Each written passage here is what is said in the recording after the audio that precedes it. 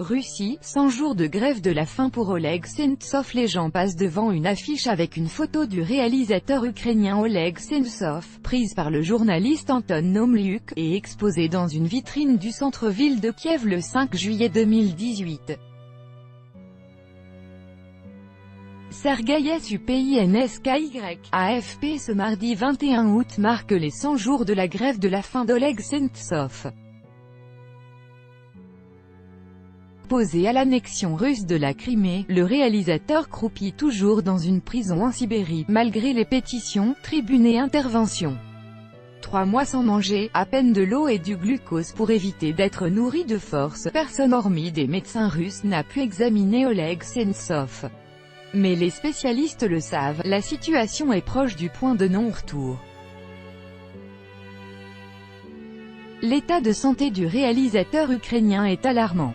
La situation n'est pas simplement mauvaise, elle est catastrophique, alertait la cousine du cinéaste sur Facebook la semaine dernière, ajoutant que le militant écrit que sa fin est proche et ne parle pas de sa libération. Accident cardiaque à la mi-mai, 30 kilos perdus.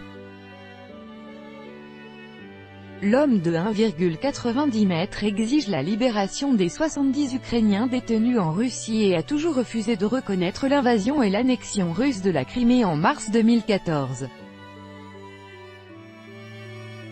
Je ne vois pas l'intérêt d'avoir des principes si on n'est pas prêt à souffrir, voire à mourir pour eux, disait Oleg Sentsov.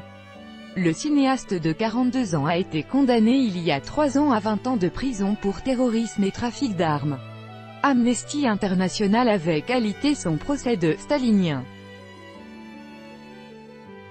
Oleg Sentsov ne demande pas sa propre libération. Mikhail Fedotov, président du Conseil présidentiel russe pour les droits humains et la société civile, conseil auprès du président Poutine, s'est exprimé au micro de RFI sur la situation de Sentsov et les perspectives de libération. En ce qui me concerne, j'espérais voir ce problème réglé depuis longtemps. Mais nous nous rendons compte de la complexité du problème, car Oleg Sentsov ne demande pas sa propre libération, il pose comme condition pour mettre un terme à sa grève de la faim la libération de tous les Ukrainiens détenus sur le territoire de la Fédération de Russie. Il faut en même temps poser la question de la libération de tous les Russes détenus en Ukraine. La chose la plus juste à faire serait que tout le monde rentre chez soi, et les Ukrainiens et les citoyens russes. On ne peut pas régler cette question unilatéralement, il faut la régler de manière bilatérale. C'est une route à double sens. Nous, au Conseil présidentiel pour les droits humains, nous regardons cette situation d'un point de vue humanitaire, mais il y en a ceux qui le regardent d'un point de vue politique. Je sais que plus le problème est politisé, plus il est difficile de trouver une solution. Notre conseil ne peut faire qu'une chose, c'est de suggérer et demander, demander et suggérer. Et on va continuer à le faire, souligne Mikhail Fedotov. La question de l'échange de prisonniers. Commissaire aux droits de l'homme du Parlement ukrainien, Lyudmila Denisova a tenté en vain de voir Oleg Sentsov en prison. Elle milite pour un échange de prisonniers entre la Russie et l'Ukraine. Quand le président ukrainien Petro Porochenko a obtenu auprès du président russe Vladimir Poutine l'autorisation qui nous a permis de rendre visite à Oleg Sentsov, je pensais que la prochaine étape serait sa libération, son échange ou une grâce. Vu que, finalement, nos visites à Sentsov n'ont pas été autorisées, il est difficile de parler, pour le moment, de grâce ou d'échange des prisonniers. Il est impossible de passer un quelconque accord avec la partie russe, elle ne s'acquitte pas de ses obligations. La Russie considère Oleg Sentsov comme terroriste, et le porte-parole de Poutine Dmitri Peskov affirme qu'il est détenu sous ce chef d'accusation. Mais nous détenons aussi des Russes pour terrorisme et nous sommes prêts à les échanger. N'importe quelle nouvelle initiative peut aider à résoudre le problème. Il reste une dernière solution, c'est de négocier avec les autres pays le durcissement des sanctions contre la Russie.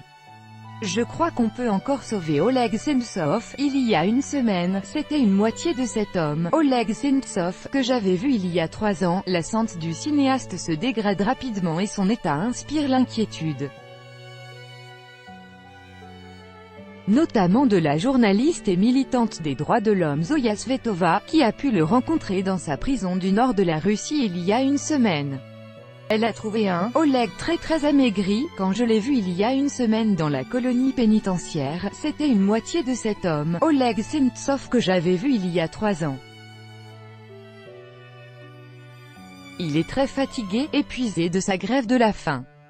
Mais on a pu parler avec lui pendant presque 2 heures. Il était assis devant moi, il a gardé toute sa tête et il a gardé son sens de l'humour.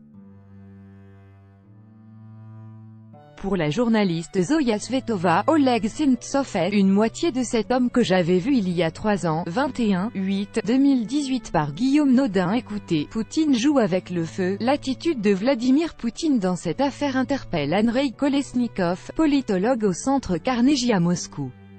Poutine et son administration ne prennent jamais aucune décision sous la pression de l'opinion publique. C'était toujours le cas pendant toute la période de sa règne. On a l'impression que les autorités russes ne croient pas que la vie de Sentsov est sérieusement en danger. Autrement, elles auraient déjà fait quelque chose.